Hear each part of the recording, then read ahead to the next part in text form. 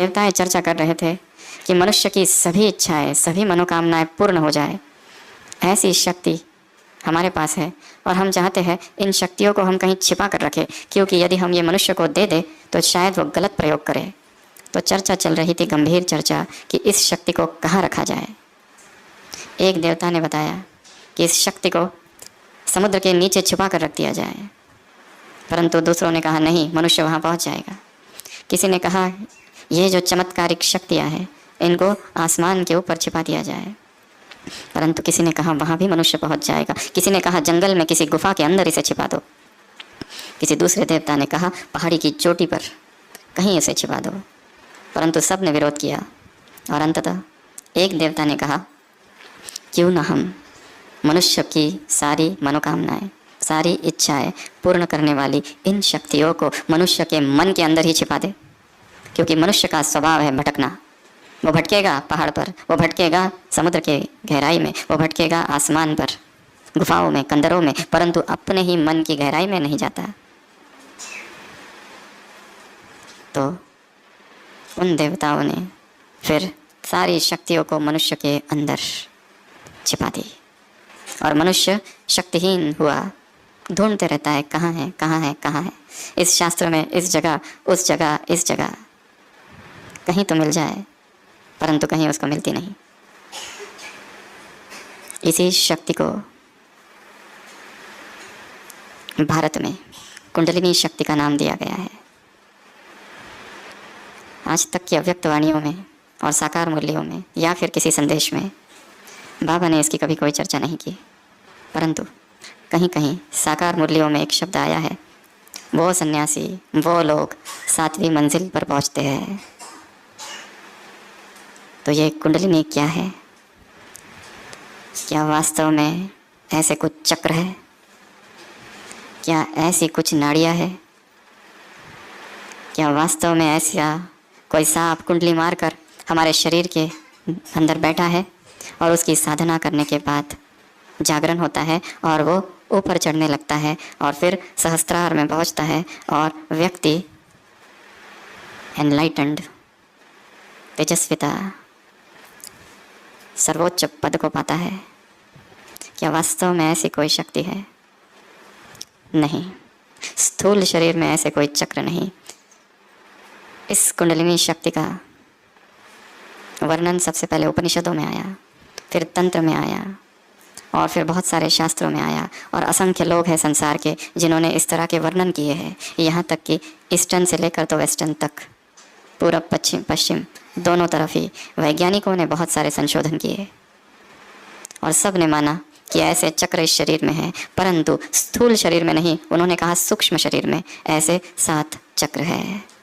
सबसे नीचे बताया मूलाधार, उसके ऊपर बताया स्वादिष्ठान, उसके ऊपर बताया मणिपुर, उसके ऊपर बताया अनाहत, विशुद्ध, आज्ञा और सहस्त्रार।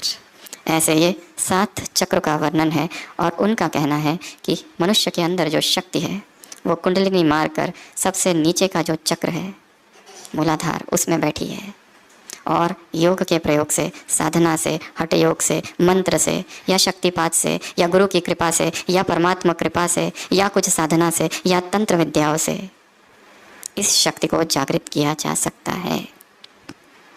क्या वास्तव में चाहे स्थूल शरीर या सूक्ष्म शरीर, इसमें ऐसी कोई शक्तियाँ हैं? शायद नहीं।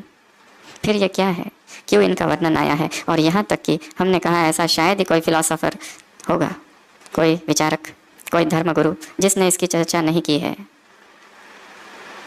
भारत में जितने महान योगी हुए हैं, महेश योगी से लेकर तो स्वामी विवेकानंद से लेकर तो निर्मला देवी सहज योग से लेकर तो स्वामी योगानंद से लेकर तो अरविंदो, रमन महर्षि, सब ने इस कुंडलिनी शक्ति की चर्चा की है।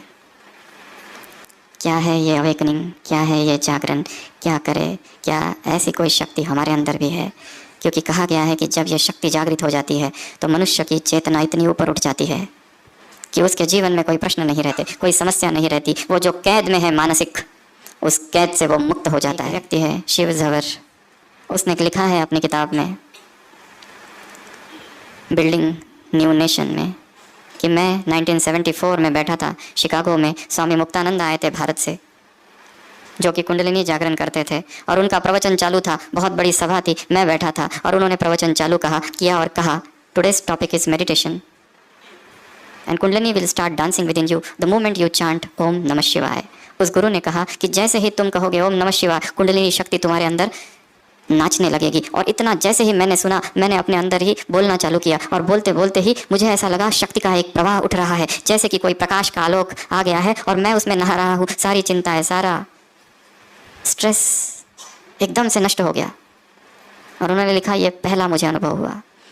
उसी तरह पाश्चात्य जगत के ईस्टमैन नाम के एक व्यक्ति ने योगा जर्नल में 2 व्यक्तियों के अनुभव सुनाए हैं कि उनको भी इसी तरह का अनुभव हुआ।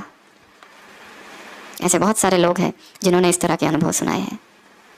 किसी किसी को वो चक्र दिखे हैं, किसी को लाइट दिखा है, किसी को कुछ दिखा है। ये सब भक्ति मार्ग और संन्यास मार्ग की बातें हैं, हम इसकी चर्चा यहाँ नहीं करेंगे।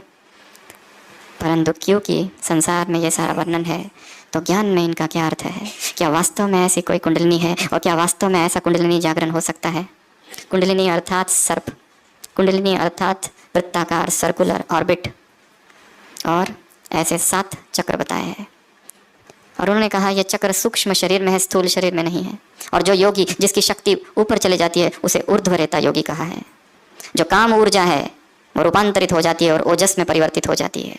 उन्होंने कहा है कि 2 नाड़ियाँ हैं, ईड़ा और पिंगला, और बीच में एक सुषुम्ना है जिसमें से ये ऊर्जा बहती है और ऊपर जाती है ब्रह्मरंध्र में, और वहाँ व्यक्ति का जागरण होता है। इस तरह की बातें शास्त्रों में, उपनिषदों में, संसार के योगियों ने की है, प्रवचनों में आई है।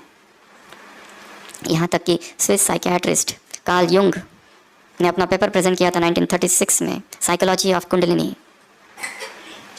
और बहुत सारे लोगों के अनुभव सुनाए थे कि क्या क्या हो रहा है उनको। कोई थर-थर काँप रहा है, किसी की आंखों से आंसू आ रहे हैं, कोई बेहोश होकर गिर जाता है, किसी किसी को साइकियाट्रिक सिम्टम्स डेवलप हो रहे हैं। ऐसी बहुत सारी बातें उन्होंने वर्णन की है।